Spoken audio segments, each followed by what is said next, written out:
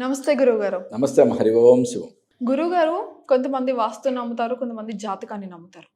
So వాస్తుకి ఇటు జ్యోతిష్యానికి అసలు ఎటువంటి సంబంధం ఉంది? దాన్ని మనము ఎలా చూసుకోవాలి?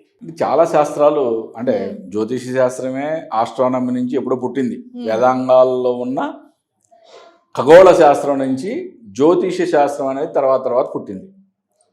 మరి దాని నుంచి ఉపశాస్త్రాలుగా వాస్తు కానీ సంఖ్యాశాస్త్రం కానీ ఇంకేమైనా శాస్త్ర హస్త సామర్థ్యం కానీ ఏవే శాస్త్రాలు ఇవన్నీ కూడా మనం ఉపశాస్త్రాల కింద లెక్కేసుకుంటాం.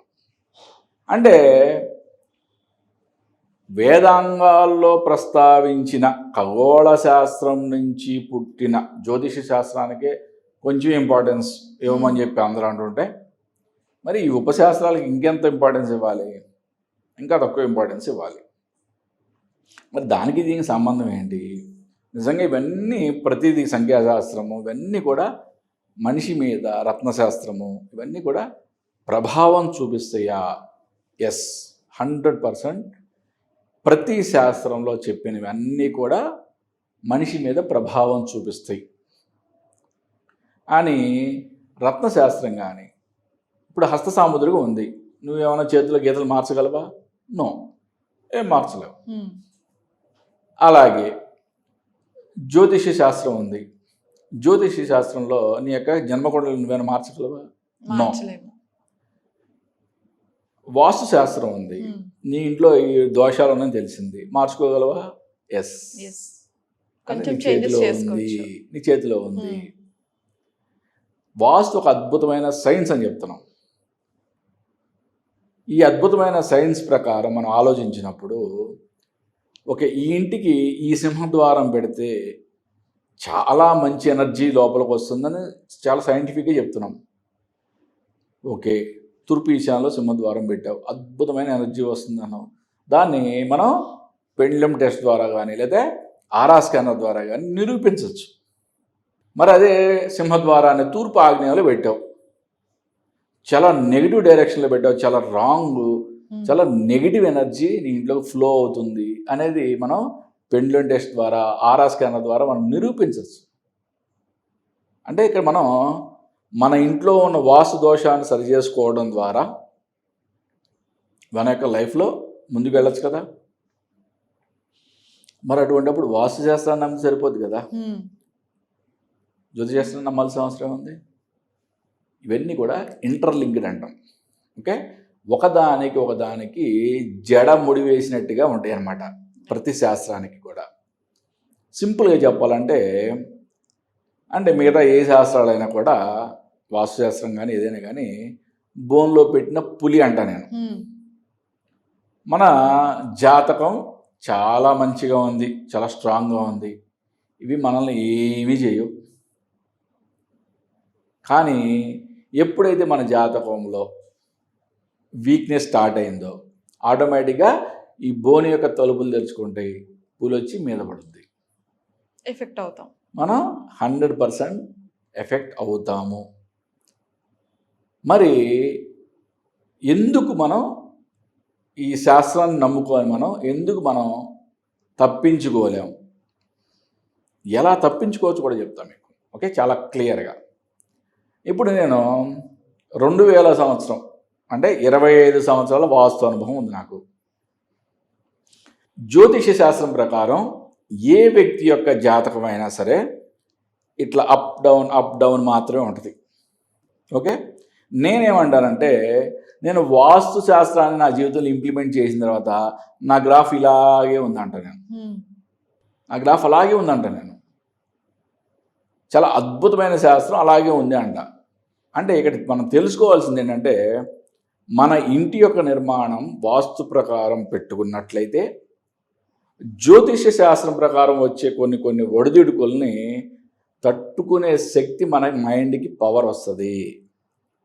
ఎప్పుడు అంటే వాస్తుశాస్త్రం అంటే పెద్ద వేదం అనుకోవాల్సిన అవసరం లేదు. నెగిటివ్ ఎనర్జీ ఎక్కడ పనిచేస్తుంది? ఇమీడియట్గా మనిషి యొక్క హ్యూమన్ మైండ్ మీద పనిచేస్తుంది, తన యొక్క ఆరోగ్యాన్ని దెబ్బ కొడుతుంది. ఎప్పుడైతే నీ హ్యూమన్ మైండ్ చాలా స్ట్రాంగ్గా ఆలోచిస్తుందో, అంటే నీకు జ్యోతిష శాస్త్రం ప్రకారం నీకు సమస్య రావాలి వచ్చింది, కానీ నీ మైండ్ చాలా స్ట్రాంగ్గా ఉంది, అది చాలా చిన్నదిగా కనిపిస్తుంది. చిన్నగా అంటే దాని యొక్క సొల్యూషన్ 100% వెతుక్కోగలుగుతావు. ఇంతే. ఇంత చిన్న సింపుల్, ఇంత చిన్న అద్భుతమైన రెమెడీ అంటే మన చేతిలో ఉంది. జ్యోతిష శాస్త్ర ప్రకారం వచ్చే ఏ ఒడిదొడుకులనైనా మనం తట్టుకునే శక్తి మనకి వాస్తు శాస్త్రం ద్వారా మనకు కలుగుతుంది. ఇది నేను అనుభవించి చెప్తున్నా. నేను ఊరికే ఏదో బుక్స్లో చూసా లేకపోతే ఏదో చూసి చెప్పట్లా. వీటికి ఎన్నో ఉదాహరణలు, ఎన్నో వీడియోలు చేసా ఆల్రెడీ నేను. ఓకే, కరోనా టైంలో మళ్ళీ ఇంకొకసారి మరి ఈ ఎపిసోడ్ చూసే వాళ్ళకి అర్థం కావాలి కదా. కరోనా టైంలో మా ఇంటి నుంచి నేను, నా నాన్నగారు, మా అమ్మగారు ముగ్గురం హాస్పిటలైజ్ అయ్యాము. ముగ్గురము, నేను 3వ రోజు, అమ్మగారు నాన్నగారు 1 వీక్లో డిశ్చార్జ్ అయ్యి ఇంటికి వచ్చేసాము. అందరం కోలుకున్నాము. మాకు తెలిసిన వాళ్ళ ఇంట్లో ముగ్గురు హాస్పిటల్ అయ్యారు. 2 ఇంటికే రాలేదు, ఒకళ్ళు మాత్రం ఇంటికి వచ్చారు. వాళ్ళు కూడా పూర్తిగా కోలుకోలేదు. What is the difference? చాలా సింపుల్గా తెలిసిపోతుంది కదా. ఎప్పుడైతే మన ఇంట్లో వాస్తు దోషాలు ఉన్నాయో, ఇప్పుడు నాకు జ్వరం వస్తుంది, నీకు జ్వరం వస్తుంది, నువ్వు మా ఇంటి పక్కనే ఉన్నావు అనుకుందాం, నీకు జ్వరం వస్తుంది. మీ ఇంట్లో ఏదో వాస్తు దోషం ఉంది, నా ఇంట్లో పర్ఫెక్ట్గా ఉంది. ఇద్దరం ఒకే రోజు వెళ్తాం సందు చివరున్న ఫస్ట్ ఆర్ఎంపీ డాక్టర్ దగ్గరికి వెళ్తాం. నాకేదో మందులు ఇస్తే నీకేదో సేమ్ మందులే, నాకేమో 2 రోజులు తగ్గిపోతే నీకేమో 4 రోజులైనా తగ్గదు. వేరే హాస్పిటల్కి కూడా వెళ్ళాల్సి వస్తుంది. మళ్ళీ నువ్వేం చేస్తావు, ఇంకో చోటకి ఎంబీబీఎస్కి వెళ్తావు, అక్కడ ఇంకొక 2 రోజులు దాటుద్ది, 6 రోజులు అయిపోయింది, భయపడతావు.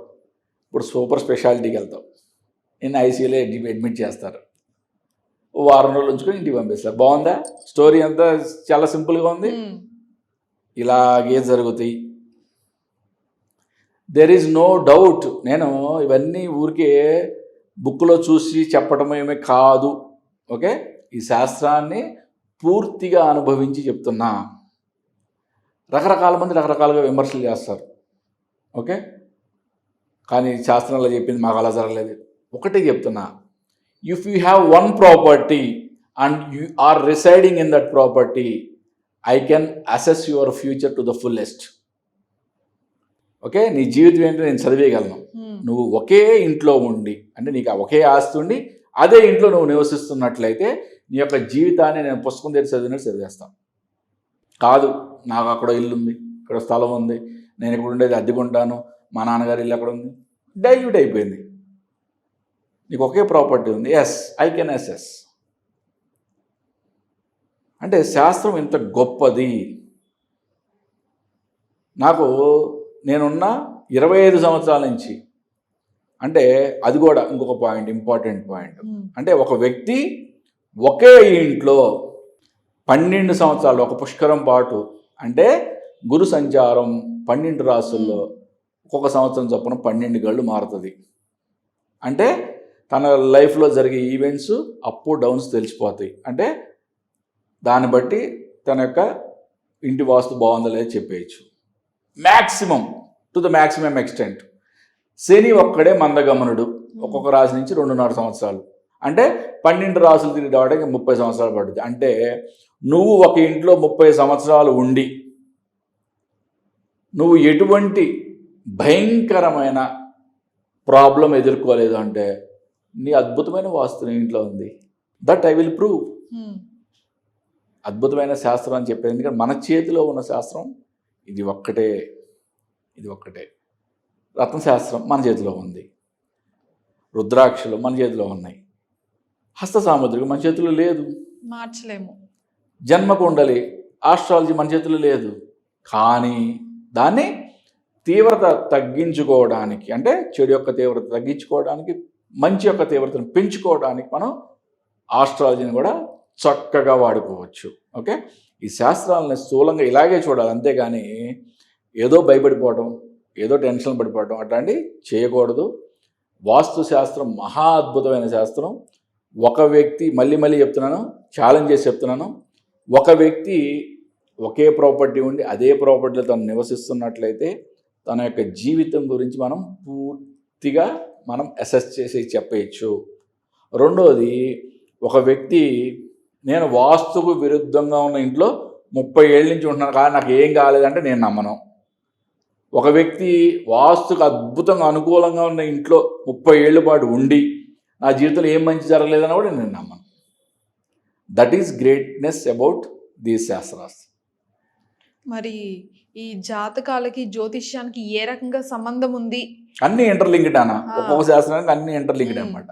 అవి మనుషుల మీద ఏ రకంగా ఎఫెక్ట్ చూపిస్తాయి అన్నది చాలా క్లారిటీగా అర్థమయ్యేలాగా చెప్పినందుకు ధన్యవాదాలు గురువు గారు. నమస్తే అన్న. హరి ఓం శివం. చూసారు కదండి ఈ వీడియో. మరో మంచి వీడియోతో మళ్ళీ కలుద్దాం. నమస్తే.